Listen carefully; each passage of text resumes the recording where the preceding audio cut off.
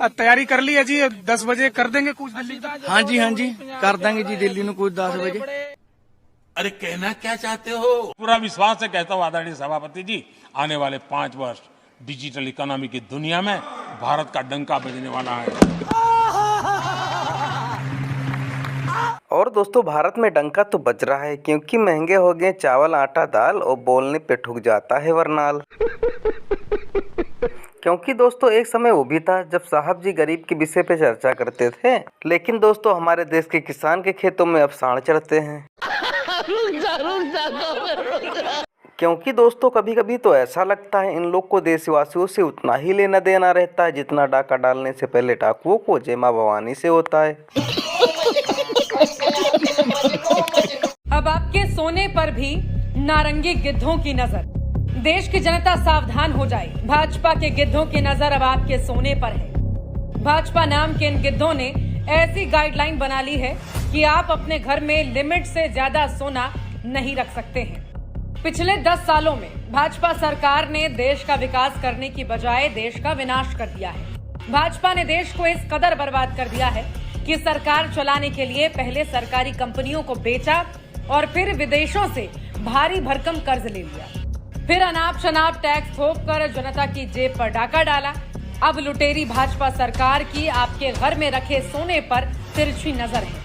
अब अगर आपने अपने घर में लिमिट से ज्यादा सोना रखा तो सरकार उसे जब्त कर लेगी। इस नई गाइडलाइन की वजह से लोग घरों में सोना नहीं रखेंगे, या तो सोने को बेचेंगे या बैंक में रखेंगे। जहां बैंक से वो सोना मोदी सरकार अपने कब्जे में ले लेगी। नोटबंदी की तरह गोल्ड बंदी भी कर दे तो कोई बड़ी बात नहीं होगी। जागो भारत जागो। आज भारत और यूएई के बीच में हर क्षेत्र में एक सांझी भागीदारी हो रही है। आज भी हम कई महत्वपूर्ण फैसले करने जा रहे हैं। हम यूपीआई मेरा और हमारा जीवन कार्ड, इन दोनों का एक प्रकार से एक नया युग शुरू हो रहा है फिनटेक का। जल्द ही यूएई में भी यूपीआई शुरू होने वाला है। इससे यूएई और भारतीय अकाउंट्स के बीच सीमलेस पेमेंट संभव हो पाएगी। इससे आप भारत में अपने परिवार के लोगों को और आसानी से पैसे भेज पाएंगे। तैयारी कर ली है जी? 10 बजे कर देंगे कुछ दिल्ली? हाँ जी कर देंगे जी दिल्ली में कुछ 10 बजे। क्या लगता है कि जो तैयारी पुलिस की है वो आपको रोक पाएगी, आपके हौसलों को तोड़ पाएगी? नहीं, साडे हौसले नहीं टुटदे। जे साडे हौसले टुटदे हुंदे सी घरे बह जाना था। साडे हौसले नहीं टुट सकदे क्योंकि यही ਝੁਕਾ ਕੇ ਇਹਨਾਂ ਨੂੰ ਅਸੀਂ ਅੱਗੇ ਜਾਵਾਂਗੇ। ਸਰਕਾਰ ਨੂੰ ਹਰਾਣਾ ਸਾਡਾ ਕੰਮ ਆ। ਸਰਕਾਰ ਨੂੰ ਹਰਾਵਾਂਗੇ, ਆਪਣੀਆਂ ਮੰਗਾਂ ਮਨਾ ਕੇ वापस आवांगे दिल्ली तो। कल रात मीटिंग बहुत लंबी देर तक चली, 5:30 से शुरू हुई, 11:30 तक मीटिंग चली, करीब 6 घंटे की बैठक थी। तो आपको उम्मीद थी कि कल बैठक में नतीजा निकल जाएगा और दिल्ली कूच नहीं करना पड़ेगा? हाँ जी, ये तो हैगा सीगा भी ਮੰਨਣਗੇ, पर ਇਹ ਇੱਕ ਕਿਸਾਨ ਲੀਡਰਾਂ ਨੂੰ ਉਲਝਾਉਣ ਦੀ ਕੋਸ਼ਿਸ਼ ਸੀਗੀ। ਧਿਆਨ ਭਟਕਾਉਣ ਕਰਕੇ ਉਹਨਾਂ ਨੇ ਕੀਤਾ। ਉਹ ਜੇ ਇਹਨਾਂ ਨੂੰ ਸੀਗਾ ਤਾਂ ਮੰਨ ਲੈਂਦੇ, ਸਾਡੇ ਹੱਕ ਸਾਨੂੰ ਦੇ ਦਿੰਦੇ। ਅਸੀਂ ਕਿਉਂ ਉਰੇ ਬਰਾਨ ਹੋਣਾ, ਸੜਕਾਂ ਤੇ ਰੁਲਣਾ ਸੀਗਾ। ਅਸੀਂ ਵੀ ਆਪਣੇ ਘਰ ਬਹਿੰਦੇ। ਇਹ ਸਰਕਾਰ ਚਾਹੁੰਦੀ ਆ ਵੀ ਅਸੀਂ ਸੜਕਾਂ ਤੇ ਰੁਲੀਏ, ਤਾਂ ਕਰਕੇ यार ਮੰਨ ਲੈਂਦੇ ਤਾਂ ਅਸੀਂ वापस हो जाना था। तैयारी शांतिपूर्ण ही है या अगर सामने से कुछ वार होता है तो उसकी पलटवार करने की भी तैयारी है, या सिर्फ किसान अपने ट्रैक्टर के जरिए ही उस पार चला जाएगा? हाँ, ਸਾਡੇ ਵੱਲੋਂ ਕੋਈ ਇਹੋ ਜਿਹਾ ਨਹੀਂ ਹੈਗਾ ਕਿਉਂਕਿ ਉਹ ਵੀ ਸਾਡੇ ਭਰਾ ਨੇ।